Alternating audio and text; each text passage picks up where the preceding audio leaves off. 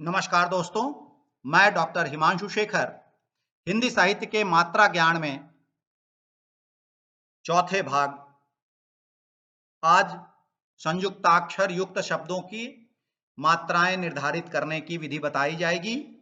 अब तक हम ये जान चुके हैं कि मात्रा सिर्फ स्वर वर्णों की होती है और हर्स्व में अ, ई, उ और री ये चार स्वर वर्ण आते हैं, बाकी सभी दीर्घ हैं। चंद्र बिंदु से मात्राओं में कोई परिवर्तन नहीं होता है। आइए अब उन शब्दों को देखें जिसमें हम संयुक्ताक्षर का प्रयोग करते हैं। कृपया याद रखिए, अक्षत्र ज्ञात ये तीनों संयुक्ताक्षर हैं।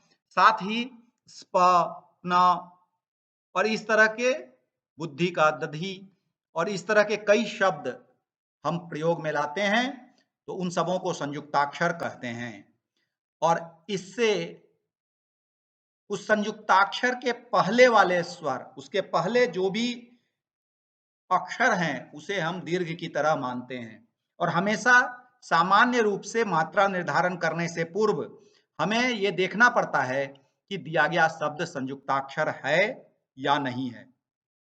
अगर कोई अक्षर संयुक्ताक्षर है तो उसके पहले का अक्षर पहले दीर्घ कर दें, उसके बाद बचे हुए अक्षरों का में मात्रा विन्यास निर्धारित करें।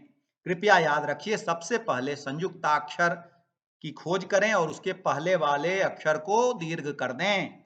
उसके बाद बचे हुए अक्षरों का मात्रा विन्यास करें। इसमें भी एक अपवाद होता है। अगर मान लीजिए कि ह लगा हुआ है, जैसे कन्हैया, तुम्हारा, लम्हे, तो इसमें आपको ध्यान रखना है कि इसमें ये संयुक्ताक्षर वाला नियम की लम्हे में म ह के पहले ल लगा है, तो उसमें ल दीर्घ नहीं होगा, क्योंकि जो आधा म है उसे हम ल के साथ नहीं बोलते, जबकि बल्कि ह के साथ ही बोलते हैं। इसलिए ये इस बात पर ध्यान रखना है। अगर किसी तरह ऐसा हो जाए कि वो जो ह के पहले का आधा व्यंजन है उसे हम पहले वाले अक्षर के साथ बोलें, जैसे कुल्हड़, तो कु आधे ल के साथ बोला जाता है, इसलिए कुल्हड़ में क दीर्घ हो जाता है, जबकि कन्हैया में क दीर्घ नहीं होता है। तो आइए थोड़ा प्रयास करते हैं, थोड़ा अभ्यास करते हैं उन संयुक्ताक्षरों के साथ जिनमें उन शब्दों के साथ जिसमें संयुक्ताक्षर उपलब्ध हैं, और फिर उनका मात्रा विन्यास और उसमें कुल मात्राओं की निकालते हैं। ये जो चित्र है ये मेरा मूल चित्र है, जिसे मैं बार बार जिसका उदाहरण दूंगा, जिसका संदर्भ दूंगा। और मान लीजिए अब कुछ संयुक्ताक्षरों वाले शब्द मैं लेता हूं और उसमें मात्रा विन्यास देखता हूं। मान लीजिए श्याम है। श्याम में श्या पहला ही अक्षर जो है वो संयुक्ताक्षर है, लेकिन हमें सुविधा यह है कि इसके पहले कोई भी अक्षर उपलब्ध नहीं है, इसलिए कोई और अक्षर हमें दीर्घ करने की आवश्यकता नहीं है। चूंकि श में आ लगा है जो कि एक दीर्घ स्वर है, तो इसमें मात्रा भार श्या का 2 हो जाएगा, मौ का 1 होगा, इसलिए इसका 2 1 अर्थात श्याम का मात्रा भार 3 हो जाता है। इसमें संयुक्ताक्षर वाला नियम लागू नहीं हो रहा है, क्योंकि श के पहले कोई और अक्षर उपलब्ध नहीं है। लेकिन आप स्वर्ग अगर लेते हैं तो स्वर्ग में आपको पहला संयुक्ताक्षर है स्व। स्व के पहले कुछ नहीं है और ये अकार लगा है, लेकिन रग, स्वर्ग, अर्ग, रग, अर्ग, उसमें वो भी एक संयुक्ताक्षर है और उसके पहले वाला अक्षर अर्थात स्व को दीर्घ बनाना पड़ेगा। याद रखिए, स्व खुद के कारण दीर्घ नहीं हुआ है, बल्कि रग के कारण दीर्घ हो जाएगा। फिर रग के बाद कुछ नहीं है और इसमें अ की मात्रा है, इसलिए इसका मात्रा भार 1 ही रह जाएगा। तो स्वर्ग का मात्रा विन्यास 2 1 होगा, इसमें भी 3 आता है। इसमें दोनों शब्द संयुक्ताक्षर हैं। स्व की मात्रा 2 हो जा रही है, क्योंकि बाद का संयुक्ताक्षर इसे दीर्घ बना दे रहा है, और जो इसे दीर्घ बना रहा है वो खुद ह्रस्व ही रह जा रहा है। क्षत्रिय, यहां देखिए अक्ष है, लेकिन उस संयुक्ताक्षर के पहले कुछ नहीं है, लेकिन उसके बाद त्रिय, त्र भी एक संयुक्ताक्षर है जो कि अक्ष को 2 मात्रा भार दे देगा, दीर्घ बना दे रहा है। त्रिय हर्षिकार है, इसलिए 1 रह गया और 1 रह गया। तो आपको सिर्फ सबसे पहले ये खोजना है कि कौन सा कहां पर संयुक्ताक्षर है और उसके पहले कोई और अक्षर उपलब्ध है, उसे सबसे पहले दीर्घ कीजिए। बाकी बची हुई स्वर की मात्राओं को आप अपने सामान्य ज्ञान से कर सकते हैं। जैसे सूक्ष्म है, सूक्ष्म सु, पहले से उसमें दीर्घ उ लगा है, क्षमा लगा है, तो एक संयुक्ताक्षर है, तो स ऐसे भी संयुक्ताक्षर के कारण भी दीर्घ हो जाएगा और दीर्घ उ के कारण भी दीर्घ हो जाएगा। तो 2 बार दीर्घ हम नहीं लगा सकते, इसकी मात्रा 3 या 4 नहीं कर सकते। अधिकतम मात्रा हिंदी में 2 ही उपलब्ध है, इसलिए सु का हो जाएगा 2, क्षमा का 1, इसलिए इसका भी मात्रा भार 3 ही रहेगा। एक और र के में बहुत सारी कठिनाइयां लोगों को होती है। मान लीजिए हम क्रम लिख रहे हैं, तो क्रम में क्र का मात्रा भार 1, म का मात्रा भार 1। जैसे श्याम में चूंकि य में आ लगा था, इसलिए उसका मात्रा भार 2 हो गया। अगर श्यम होता तो श्यम में 1 ही होता। तो उसी तरह क्रम अगर हम लिख रहे हैं तो उसका मात्रा भार 1 ही रहेगा, दोनों अ की मात्रा है।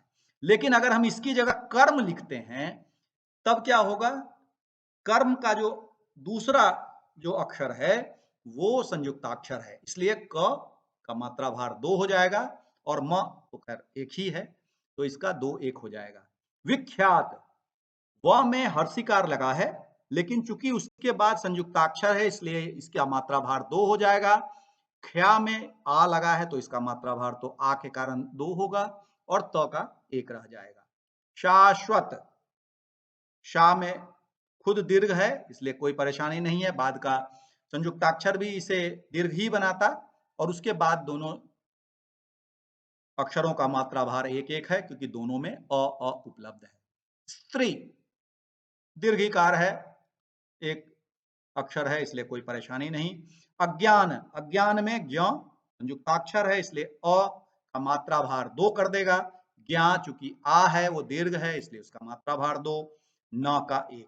इसी तरह विज्ञान का भी मात्रा भार, मात्रा विन्यास 2 2 1 होगा, कुल मात्रा 5 हो जाएगी। तुम्हारा, जैसा मैं बता रहा था कि अगर ह लगा हो और आप बोलते वक्त जब आगे वाले पर बल नहीं देते, तुम्हारा म हमेशा ह के साथ ही बोला जा रहा है, तो इसलिए तू को ये दीर्घ नहीं कर पाता और इसका मात्रा विन्यास 1 2 2 रहेगा। ऐसे ही कुछ शब्द मैंने दिए हैं जो कि अगर आपको बलाघात समझ में नहीं आता तब भी आप मान सकते हैं कि जब ह के पहले वाला अर्ध व्यंजन ह के साथ ही संयुक्त रहता है, पिछले वाले व्यंजन आगे वाले व्यंजन के साथ संयुक्त नहीं होता, तो आगे वाला व्यंजन पहले वाला व्यंजन 2 मात्रा भार या दीर्घ नहीं हो पाता। लम्हे में भी 1 2 ही रह गया। कुम्हार, महा, महा, जहां महा हुआ इसका मतलब कि उसके पहले वाला व्यंजन या अक्षर दीर्घ नहीं हो पाएगा। कन्हैया 1 2 2 होगा। इसी तरह मल्हार 1 2 1 होगा। कुल्हारी, लहारी, तो ये भी 1 2 2 होगा। अब आइए उन शब्दों को देखते हैं जहां की ह है, उसके पहले एक अर्ध व्यंजन है, लेकिन वो ह के अलावा वो पहले वाले वर्ण के साथ ज्यादा जुड़ा हुआ है। जैसे नन्हा, न के साथ न ज्यादा जुड़ा है इसलिए इसे 2 2 लिखते हैं। कुल्हर, तो इसमें भी कुल्हर, कु के साथ ल ज्यादा जुड़ा है इसलिए 2 1 1। तो यहाँ आपको सही उच्चारण अगर ज्ञात हो तभी इन वर्णों का, इन शब्दों का आप सही मात्रा विन्यास कर पाएंगे। नन्हा 2 2, कुल्हर 2 1 1, अल्हर 2 1 1। क्लेश तो एक सामान्य शब्द है, ए और अ है तो इसलिए 2 1 हो जाएगा। अक्षर, याद रखिए अक्षर जो है सो संयुक्ताक्षर होता है, इसलिए अ यद्यपि लिखा हर्ष हो जाता है लेकिन इसका मात्रा भार 2 हो जाता है। क्ष में तो अ है और र में अ है इसलिए 2 1 1 अर्थात 4 हो जाती है इसके। तो इस तरह अगर संयुक्ताक्षर उपलब्ध हो तो उसके पहले का स्वर दीर्घ हो जाता है सामान्यतः, लेकिन ह के पहले अर्ध व्यंजन में उच्चारण को प्रमुखता दी जाती है। धन्यवाद दोस्तों, आशा है मात्रा ज्ञान का ये भाग आपको, संयुक्ताक्षर के ऊपर जो दिया गया भाग है, आपको पसंद आएगा। अपनी राय जरूर व्यक्त कीजिए। धन्यवाद। मैं डॉक्टर हिमांशु शेखर।